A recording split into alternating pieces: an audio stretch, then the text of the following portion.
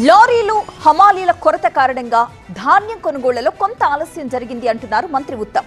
రాష్ట్రంలో ఎక్కడా గన్నీ బ్యాగ్ల కొరతే లేదు అన్నారాయన.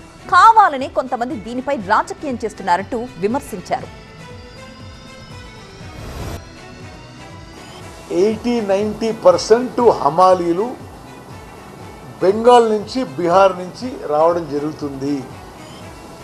ఈసారి బెంగాల్లో ఎన్నికలు జరిగి బీహార్లో వీట్ క్రాప్ సీజన్ కొంత ఎక్స్టెండ్ అయి కొంత హమాలీల కొరత ఏర్పడి కొంత ప్రొక్యూర్మెంటు కొంత డీలే అయిన మాట వాస్తవము. ఇప్పుడు అది సరి చేయడానికి ప్రభుత్వం అన్ని విధాలుగా చర్యలు తీసుకున్నారు.